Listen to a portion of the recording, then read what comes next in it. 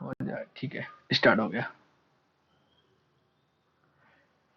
चलो सब रेडी है ना, स्टार्ट करते हैं। तो देखो, हम लोग क्या पढ़ रहे हैं, इंश्योरेंस क्लेम पढ़ेंगे आज, ठीक है। और देखो इंटरनल में आपका कितने मार्क्स का आएगा, 10 मार्क्स का आएगा। जो क्या कर रहे हैं एक्सटर्नल, कितने मार्क्स का आएगा, 12 मार्क्स का आएगा। और कभी कभी 4 मार्क्स का क्या आता है, थ्योरी आता है, ठीक है। तो सुनो, हम पढ़ के आ रहे हैं इंश्योरेंस क्लेम, मतलब किसी चीज का किसी ने इंश्योरेंस किया है और उसका क्लेम कैसे निकालना है, आज हम वो सीखने वाले हैं, ठीक है। किसी ने मुझे मैसेज किया है, मैं देख लेता हूँ।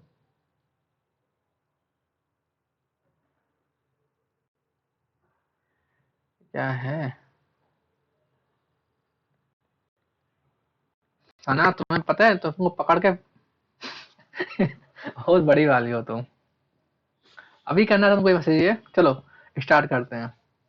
इंश्योरेंस क्लेम एक्सटर्नल के लिए 12 मार्क्स का आता है, इंटरनल के लिए 10 मार्क्स का आता है, ठीक है। तो ये होता क्या इंश्योरेंस क्लेम, किसी चीज का हमने क्या लिया है, इंश्योरेंस लिया है, तो उसका क्लेम कितना होगा, कंपनी उसका क्लेम कितना देगी। तो आज हम वो सीखने वाले हैं। हम क्या सीखने वाले हैं, क्लेम को कैसे क्या करें, कैलकुलेट करना, कि कितना उसको क्लेम मिलेगा जिसने क्या कर रखा है, इंश्योरेंस कर रखा है। तो ऐसा हमें क्या सोचना है, हमें सोचना point of view insurance company, हम क्या है, इंश्योरेंस कंपनी है। उस हिसाब से सोचना है, अगर हमने किसी का इंश्योरेंस लिया है तो हम उसको क्लेम कितना देंगे, कैसे देंगे, आज हम वो सीखने वाले हैं।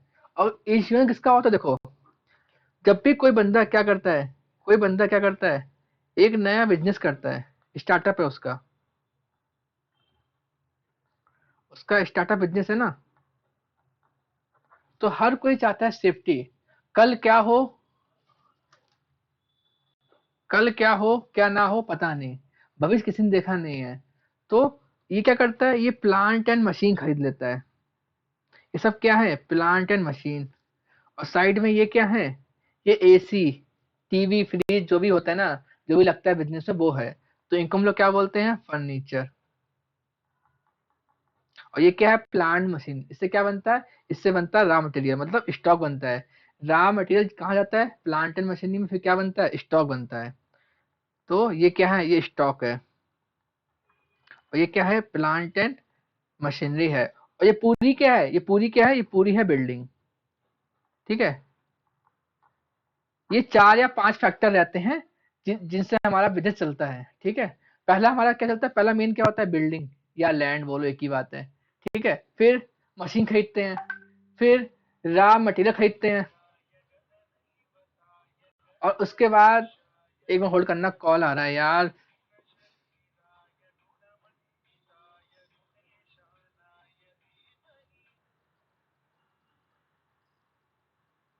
ठीक है, चलो, मेरी आवाज आ रही है ना अच्छे से, okay, thank you so much. चलो, मैंने क्या बोला, जब कोई बिजनेस स्टार्ट होता है, ठीक है, तो वो क्या खरीदता है, बिल्डिंग खरीदता है, फिर मशीन खरीदता है, फिर फर्नीचर खरीदता है, फिर रॉ मटेरियल खरीदता है, जिससे क्या बनता है, जिससे स्टॉक बनता है, जिसको बिजनेसमैन बेचता है, ठीक है। सबसे मेन क्या होता है, स्टॉक, प्लांट मशीनरी, बिल्डिंग और फर्नीचर।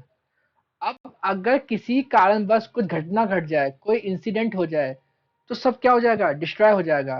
नुकसान किसका होगा, नुकसान होगा ऑनर का, मालिक का।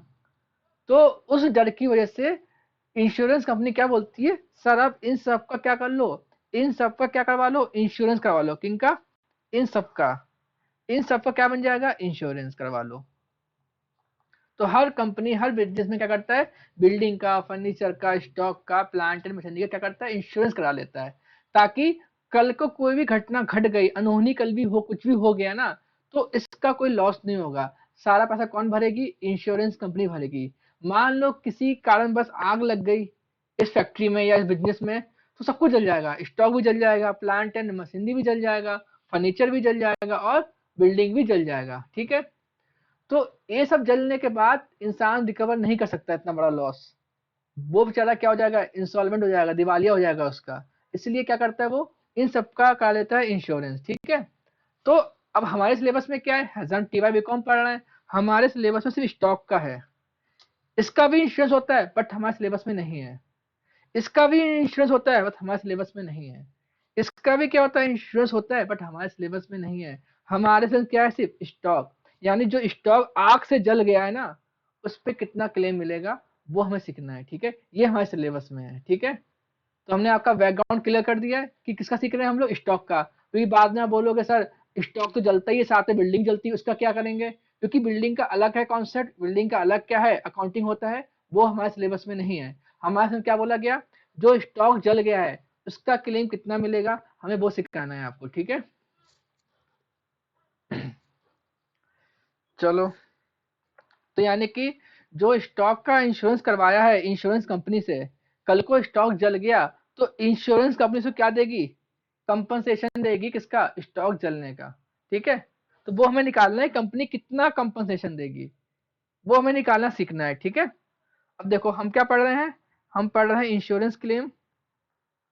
फास्ट फास्ट लिखता हूँ, क्या क्या पढ़ना है हमें इंश्योरेंस क्लेम में, दो चीज पढ़नी है। एक पढ़ना है loss of stock due to fire, एक है loss of profit due to fire, ठीक है। ये दो चीज पढ़नी है। एग्जाम में जो आपके जो पुणे यूनिवर्सिटी में जो एग्जाम में आता है, 70% एग्जाम में आपको ये आता है, ये वाला मेथड। दोनों या तो एग्जाम में ये आएगा या तो एग्जाम में ये आएगा, 30% ये आता है। और दोनों ही वेरी सिंपल है, बहुत ही इजी है, फ्री के मार्क्स हैं, आराम से आपको मिल जाएंगे, ठीक है। तो दो मेथड है। पहले के मेथड नाम क्या है, loss of stock due to fire, मतलब आग लगने की वजह से स्टॉक क्या हो गया, जल गया, तो उसका क्या हो गया, नुकसान हो गया। अब आग लगने के बाद क्या होता है, आग लगने के बाद बिजनेस ठप, बिजनेस बंद हो जाता है, और बिजनेस बंद हो जाता है तो स्टॉक हम बेच पाते नहीं है, स्टॉक हम बेच पाते नहीं है तो प्रॉफिट भी कमा नहीं पाते हैं। तो आग लगने के बाद कुछ महीने हमारी दुकान बंद रही, उन महीनों में नुकसान को बोलते हैं loss of profit due to fire. आग लगने की वजह से नुकसान किसका हुआ, प्रॉफिट का नुकसान हुआ। सर समझा नहीं, अगर मान लो आग नहीं लगती तो मैं अपना स्टॉक बेचता, स्टॉक बेचता तो क्या कमाता, प्रॉफिट कमाता ना, तो वो प्रॉफिट नहीं कमा पाया, तो उसका हमें क्लेम सीखना है। तो हमें दो का क्लेम सीखना है, जो स्टॉक जल गया है उसका क्लेम सीखना है कि उसका क्लेम कितना निकालूं, और क्लेम उसका निकालूं कितना निकालूं, और देन आग लगने के बाद दुकान मेरी कुछ समय बंद रही, उसके चक्कर में मैं प्रॉफिट नहीं कमा पाया, उसका क्लेम मैं निकालना आपको सिखा रहा हूँ, ठीक है। तो पहले हम सीखते हैं loss of stock due to fire. इसमें क्या होता है देखो,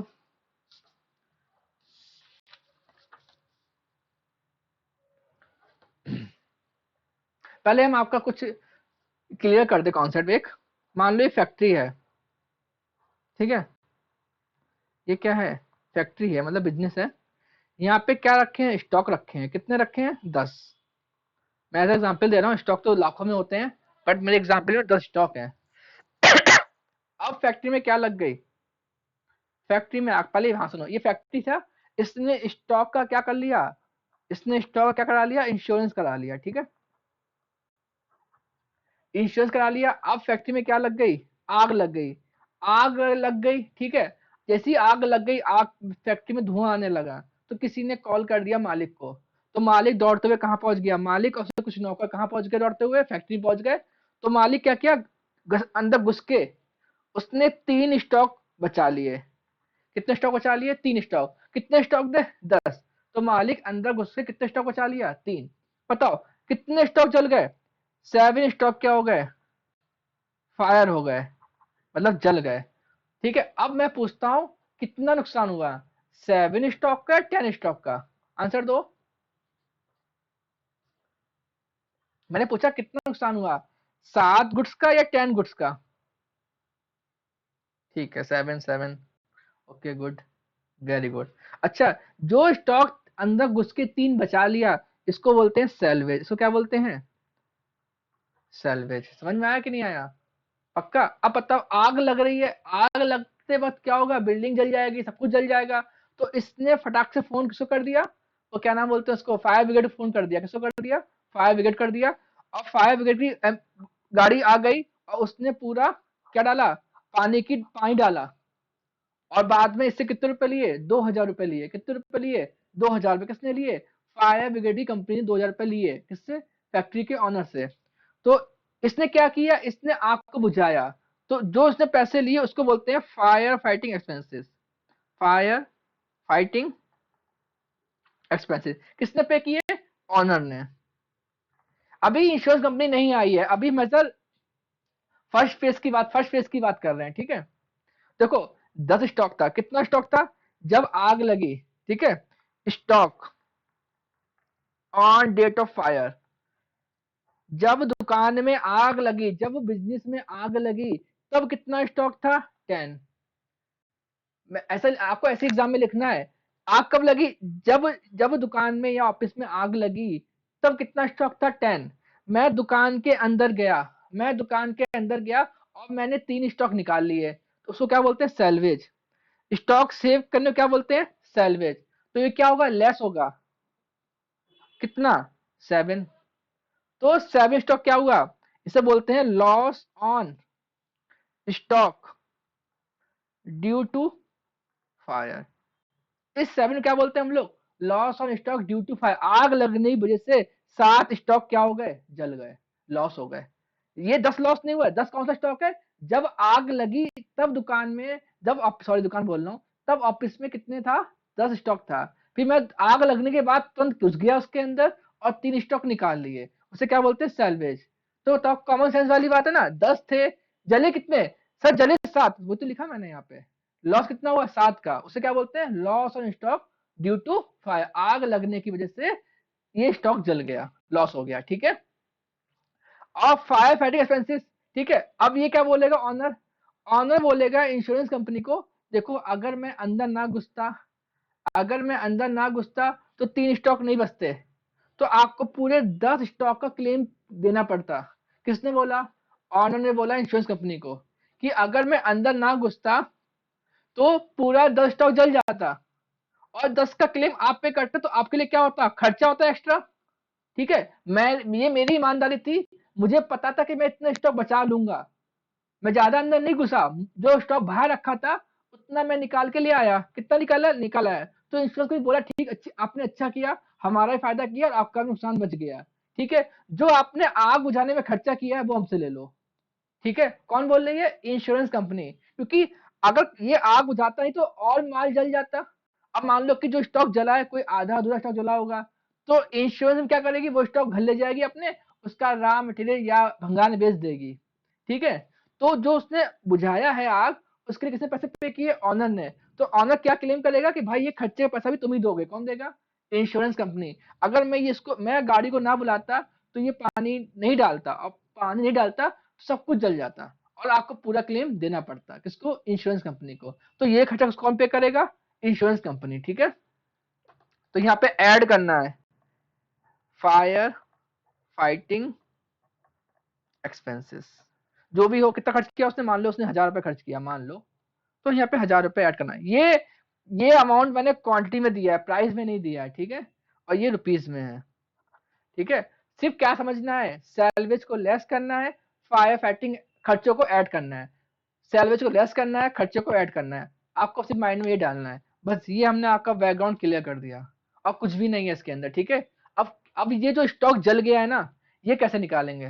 देखो, कुछ चीजें हमें क्वेश्चन मिल जाएंगे, कॉमन सेंस वाली बात है। अब आप लोग बोलोगे सर पूरी बुक जल गई होंगी, नहीं, सारी बुक नहीं जली हैं। कुछ बुक ऑनर के घर पे थी। सब कौन कौन सी बुक थी? स्टॉक की बुक थी इसके पास, परचेज की बुक थी, और सेल की बुक थी। यानी कि परचेज बुक भी दुकानदार कहाँ ले आता है? अपने घर ले आता है। सेल्स बुक भी अपने घर ले जाता है। इन दोनों से हमें सब कुछ मिल जाएगा, इन दोनों से हमें सब कुछ मिल जाएगा कि कितना स्टॉक हमारा जला है, ठीक है। ये एज अ क्वेश्चन में दिया होगा हमेशा, ठीक है। ये हमें एज्यूम करना है, ठीक है। ये क्वेश्चन में गिवन होगा, इतनी डिटेल क्वेश्चन में गिवन होगी, ठीक है। चलो, अब कैसे निकालते हैं, आगे बढ़ते हैं। देखो, हम पढ़ रहे हैं फर्स्ट मेथड। क्या नाम है? Loss of stock due to fire, ठीक है।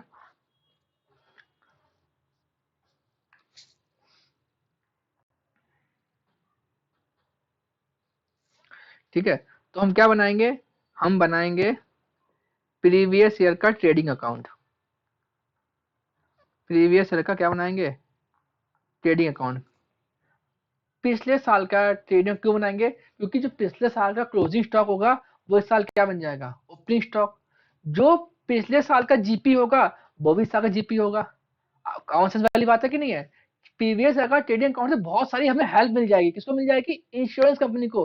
अब हमें एज अ पॉइंट ऑफ सोचना है इंश्योरेंस कंपनी ये कौन अकाउंट बनाती है? इंश्योरेंस कंपनी बनाती है, ठीक है। तो हमें सोचना है। अब मान लो कि आपको किसी कंपनी क्लेम निकालना है, आप बोलोगे प्रीवियस ईयर का रिकॉर्ड लेके आओ। उस साल आपने कितना कमाया था वो हम इस साल एज्यूम करेंगे ना, तो उसको बोलते हैं जीपी रेशियो। उस साल कितना जीपी था, इस साल कितना जीपी है, उस बेस पे हम अकाउंट बना लेंगे, ठीक है। तो प्रीवियस ईयर का टीडी अकाउंट क्यों बनाते हैं? ताकि हमें क्या मिल जाए? हमें मिल जाएगा जीपी रेशियो, ठीक है। अब जीपी रेशियो कैसे निकालते हैं? जीपी रेशियो निकालते हैं, इसको बोलते हैं ग्रॉस प्रॉफिट रेशियो। कैसे निकालते हैं? GP into 100 divide by sales. अब आपको तो आता ही है ट्रेडिंग अकाउंट बनाना कैसे बनाते हैं। देखो ट्रेडिंग कैसे बनता है। Trading account previous year to opening stock to purchase plus to direct expenses. Trading account में क्या आते हैं? डायरेक्ट खर्चे आते हैं, जैसे बेजेस हो गया, कैरेज इनवर्ड हो गया, ऑक्ट्राई, ठीक है। ये सब कहाँ आते हैं? ट्रेडिंग अकाउंट में। क्वेश्चन में गिवन तो डालना, ठीक है। By sales by closing stock. तो ये सारी चीजें आपको प्रीवियस आपको दी होंगी। प्रीवियस ईयर में आपको ओपनिंग स्टॉक भी दिया होगा क्वेश्चन में, परचेज भी दिया होगा, खर्चे भी दिए होंगे, सेल्स भी दी होगी, क्लोजिंग स्टॉक भी दिया होगा, सब कुछ दिया होगा। प्रीवियस ईयर का ट्रेडिंग अकाउंट सारे आइटम आपको क्वेश्चन में गिवन होंगे। ये अकाउंट मिल जाएगा और हमारा क्या आएगा? To gross profit. ये मेरा क्या होगा? ये मेरा होगा बैलेंसिंग फिगर। ये हमें यानी सेल्स और क्लोजिंग दिया होगा, इसमें से ऊपर के 3 आइटम लेस करोगे तो क्या मिल जाएगा? जीपी रेशियो मिल जाएगा, ठीक है। वो हमारा क्या होगा? Balancing figure. बट हमें चाहिए क्या? हमें चाहिए जीपी रेशियो। यानी कि वो एक प्रोडक्ट बेचता है, यानी जो एक प्रोडक्ट बेचता है उस पर कितना कमाता है, उसे बोलते हैं जीपी रेशियो। यानी एक प्रोडक्ट पे कितना कमाता है। एग्जाम्पल देखो, समझाता हूँ एग्जाम्पल क्या है। पहले मैं आपको लिख देता हूँ जीपी रेशियो कैसे निकालते हैं। जीपी रेशियो देखो, GP into 100 divide by sales, ठीक है। अब देखो आप, एक मोबाइल कॉस्ट कितनी है? 10,000। उसका सेल प्राइस कितना है? उसका सेल प्राइस है 12,000। तो मैं पूछ रहा हूँ वो कितने रुपए कमाता है। तो प्रॉफिट कैसे आएगा? प्रॉफिट आएगा सेल माइनस कॉस्ट। सेल कितनी है? 12,000। कॉस्ट कितनी है? 10,000 रुपए। तो उसने एक मोबाइल पे कितना कमाया? एक मोबाइल पे उसने कमाया 2,000 रुपए। ये क्या है? ये एक मोबाइल का प्रॉफिट है। बट ये प्रॉफिट अमाउंट में है, इसको जीपी में निकालना है। तो कैसे निकालोगे? दो जीपी मतलब प्रॉफिट इंटू 100। तो 2,000 into 100 divide by sale. Sale कितना दिया हमारा? 12,000। तो मेरा प्रॉफिट कितना है? 20%। यानी कि मैं एक मोबाइल पे कितना कमाता हूँ? 20%। और जो उसने जिस दिन आग लगी, आग लगने तक जो भी माल बेचा होगा उस पर कितना कमाया होगा? 20%। समझ में आया? इसलिए हम जीपी रेशो निकालते हैं। जो भी हमारा करंट ईयर का जिस दिन आग लगी, जो भी मैं सेल दिया होगा ना, हम सेल पे क्या अप्लाई कर देंगे? हम सेल पे जीपी रेशियो अप्लाई कर देंगे, तो हमें क्या मिल जाएगा? ग्रॉस प्रॉफिट अमाउंट में मिल जाएगा। इसलिए हम जीपी रेशियो निकालते हैं प्रीवियस ईयर से, ठीक है। ये हो गया स्टेप फर्स्ट। ये है स्टेप फर्स्ट। क्या स्टेप फर्स्ट करना है? स्टेप फर्स्ट में क्या करना है हमें? ट्रेडिंग अकाउंट बनाना है प्रीवियस ईयर का। स्टेप सेकंड क्या बनाना है हमें? जीपी रेशियो निकालना है, किसका? इस साल का। अब step number third very important है, हाँ? अब जिस साल आग लगी उस साल का क्या बना रहा हूं मैं? ट्रेडिंग अकाउंट, ठीक है। उसे बोलते हैं memorandum. Memorandum trading account. Sir memorandum क्यों बोलते हैं? कच्चे खाते। ये सिर्फ इंश्योरेंस कंपनी बना रही है, ऐसा बल्कि नोट्स कर रही है कितना उसको क्लेम देना है। इसे बोलते हैं कच्चे खाते, मतलब नॉर्मल खाते, ठीक है। ट्रेडिंग मेमोरेंडम ट्रेडिंग अकाउंट, ठीक है। जिस ईयर में आग लगती है उस ईयर के ट्रेडिंग अकाउंट बनाते हैं, तो उसे क्या बोलते हैं? Memorandum trading account on date of, on जगह नहीं है, ऑन डेट ऑफ फायर। जिस डेट तक आग लगी उस डेट तक का क्या बनाना है हमें? ट्रेडिंग अकाउंट बनाना है। ठीक है, अब देखो यहाँ भी देखो, यहाँ भी क्या आएगा? To opening stock, to purchase, to direct expenses, by sales, by closing stock. ठीक है, ये मिसिंग होगा, ये मिसिंग होगा, हमें यही निकालना है। पता है कौन सा स्टॉक है? जिस टाइम दुकान में आग लगी, stock on date of fire से क्या बोलते हैं हम लोग? Stock on date of fire. जिस दिन दुकान में आग लगी उस दिन दुकान में इतना माल था, ये वो स्टॉक है। क्या स्टॉक है? जिस दिन दुकान में आग लगी, जिस वक्त दुकान में आग लगी उस वक्त ये स्टॉक था। ठीक है, तो ये मिसिंग होगा, ये हमारा क्या होगा? बैलेंसिंग फिगर होगा। ठीक है, सेल भी दिया होगा, क्वेश्चन में सेल दिया होगा, ओपनिंग स्टॉक भी दिया होगा, परचेज भी दिया होगा, डायरेक्ट एक्सपेंसेस भी दिया होगा, बट क्या दिया नहीं होगा? क्लोजिंग स्टॉक नहीं दिया होगा। और सॉरी, और क्या हमें चाहिए? यहाँ पे चाहिए जीपी, ग्रॉस प्रॉफिट चाहिए। तो ये कैसे निकालेंगे? हमने क्या कहा था आपसे? हमें जीपी रेशियो मिल गया है, हमें जीपी रेशियो मिल गया है, यानी जो हम सेल करते हैं उस पर कितना कमाते हैं? उस पर कमाते हैं 20%। हमने ऐसा एग्जाम्पल लिया था, जो हम सेल करते हैं उस पर कितना कमाते हैं? 20%। तो इस साल जो हमने सेल की होगी, इस साल जो हमने सेल की होगी उस पर भी हमने 20% कमाया होगा। लॉजिक क्लियर नहीं क्लियर? जो हमने इस साल सेल की होगी उस पर भी 20% कमाया होगा। तो कैसे निकालेंगे? Sales into GP ratio. इससे हमें क्या मिल जाएगा? ग्रॉस प्रॉफिट मिल जाएगा। एग्जाम्पल देखो, मान लो कि सेल मैंने कितनी करी? सेल मैंने करी 1 लाख, मेरा जीपी कितना है? मेरा जीपी है 20%। तो 1 लाख का 20% यानी कि 1 लाख का 20% कितना आएगा? 20,000 रुपए। समझ में आया? तो ये साइड बड़ी हो जाएगी, इसमें से सेल्स लेस करोगे तो हमें क्या मिल जाएगा? हमें मिल जाएगा closing stock on date of fire. जिस दिन दुकान में आग लगी उस दिन इतना स्टॉक था। ठीक है, चलो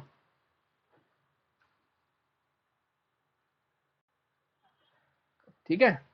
उसके बाद देखो स्टेप नंबर 4, क्या निकालना है? क्लेम निकालना है। क्लेम जो कैसे निकालते हैं देखो, पहले closing stock on date of fire. जिस दिन दुकान में आग लगी उस दिन कितना माल था? मतलब ये वाला। फिर दुकान के अंदर मैं घुस गया और मैंने स्टॉक को बचा लिया, तो सैलवेज क्या होगा? सैलवेज लेस होगा, इसको लेस कर देंगे तो क्या मिलेगा? Stock, sorry, loss on stock on date of fire. ठीक है, ये हमें मिल गया जो मेरा स्टॉक जल गया था। ठीक है, सॉरी, हम स्टेप स्टेप कौन सा? स्टेप 4 में क्या निकालते हैं? लॉस ऑफ स्टॉक, मतलब कितना माल का नुकसान हुआ। ठीक है, हम क्या निकाल रहे हैं? लॉस ऑफ स्टॉक निकाल रहे हैं। अब स्टेप 5 में क्या निकालेंगे? स्टेप 5 में क्लेम निकालेंगे। हाँ, क्लेम कैसे निकाल देखो, loss of stock on date of fire into जो आपने क्या ली है? पॉलिसी ली है। जब भी हम कोई पॉलिसी लेते हैं इंश्योरेंस कंपनी में तो एक अमाउंट दिया जाता है कि आपकी इतनी पॉलिसी है, अगर आपकी दुकान में आग लगती है तो हम आपको मैक्सिमम 10 लाख या 20 लाख तक ही देंगे, उससे बोलते हैं पॉलिसी अमाउंट। ठीक है, into policy amount divide by closing stock on date of fire. ठीक है, बहुत ही इजी है, डरो मत। सही, ये कैसे आया? ये वाला है, जो आग में जल गया, जो स्टॉक आग में जल गया वो into policy amount divide bye जब आग लगी तो कितना माल था, मतलब ये वाला अमाउंट। ठीक है, ठीक है, एक क्वेश्चन करते हैं, आपको सब कुछ क्लियर हो जाएगा। ठीक है, चलो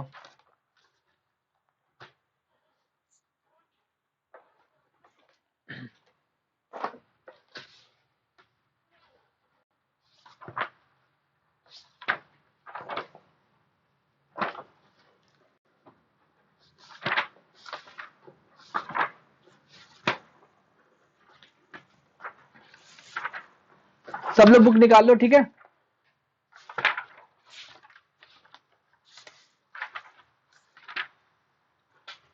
चलो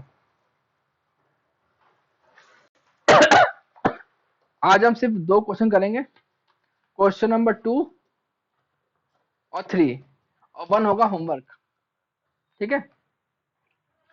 पहले अच्छे से क्वेश्चन देख लो, ठीक है। मैं एक बार रीड कर लेता हूँ। पेज नंबर है 3.23, ठीक है।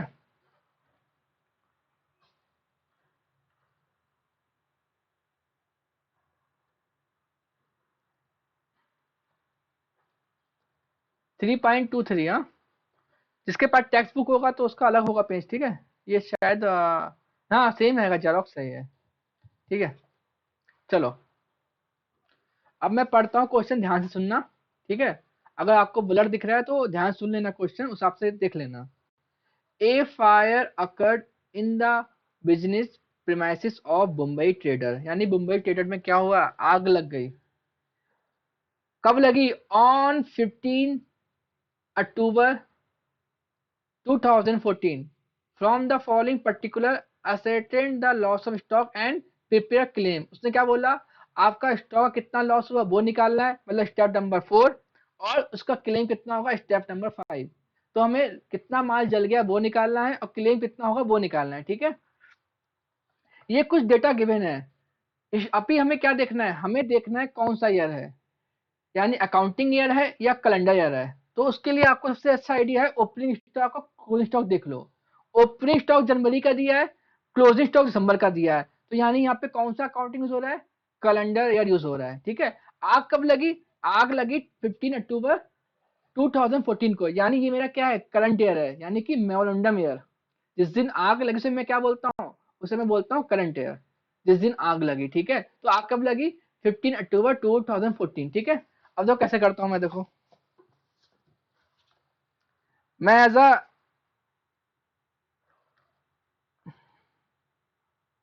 ठीक है, ये मेरा करंट ईयर है और ये मेरा प्रीवियस ईयर है, ठीक है। तो आग में एज्यूम कर ले रहा हूं, आग कब लगी है, आग लगी 15 अक्टूबर 2014। किसी का 13 दिया होगा बुक में, किसी का 12 दिया होगा, किसी का 15 दिया होगा, तो टेंशन लेने की बात नहीं है, ठीक है। ये बुक पुरानी है इसलिए 14 दिया हुआ है, ठीक है। यहां तक आग लगी, ठीक है, ये आग का पीरियड है, यहाँ फायर लग गया, यानी इसके बाद तो कोई सेल नहीं होगी। इसके बाद ना कोई सेल होगी ना परचेज होगी, दुकान बंद हो गई ना आग लगने के बाद। तो इससे हमें मतलब ही नहीं है। हमें मतलब कहाँ से, यहाँ से लेके यहाँ तक, मतलब कौन सा ईयर है, कैलेंडर ईयर है। तो यह कैलेंडर क्या सेम ही रहेगा ना, यहाँ रहेगा 2014 और ये रहेगा 2013, यानी कि 1 जनवरी 2014, 31 दिसंबर 2014, ये रहेगा, ये रहेगा 1 जनवरी 2013, 31 दिसंबर 2013। तो ये मेरा क्या हो गया, ये मेरा प्रीवियस ईयर हो गया और ये मेरा करंट ईयर हो गया, ठीक है। समझ में आया अच्छे से, ठीक है। देखो अब जैसा बुक में दिया है मैं वैसा वैसा करूंगा, ठीक है। बुक में क्या दिया हुआ है, स्टॉक ऑन 1 जनवरी 2013, ठीक है। तो ये क्या हमारा ओपनिंग स्टॉक है, 1 जनवरी 2013 को स्टॉक दिया है, कितना दिया है, 34,000, ठीक है। उसके बाद दिया है परचेज, परचेज दी है 1 जनवरी 2013 से लेके 31 दिसंबर 2013, यानी प्रीवियस रहेगी पूरी साल की क्या दी है, परचेज दी है, कितनी दी है, 1,22,000। तो यानी कि 1 जनवरी से लेके 31 दिसंबर 2013 तक क्या दिया है, परचेज दिया है, कितना दिया है, 1,22,000, ठीक है। फिर दिया है, फिर सेल भी दिया है, सेल कितना दिया है, सेल दिया 1 जनवरी 2013 से लेके 31 दिसंबर 2013, कितना दिया, 1,80,000। मतलब इस साल का सेल दिया है, इस साल का पूरा साल का सेल दिया है, इसी साल का सेल भी दिया है, कितना दिया है, 1,80,000, ठीक है। उसके बाद देखो क्या दिया है, स्टॉक ऑन 31 दिसंबर 2013, यानी क्या है, मेरा क्लोजिंग स्टॉक है 2013 का। कितना दिया है? 30,000। तो यानी कि प्रीवियस ईयर के में सारे आइटम मिल गए, प्रीवियस ईयर के में सारे आइटम मिल गए। कितना दिया है? 30,000। तो मैं क्या करता हूँ, प्रीवियस ईयर का ट्रेडिंग को बना लूँ क्या? चलेगा ना? अच्छा,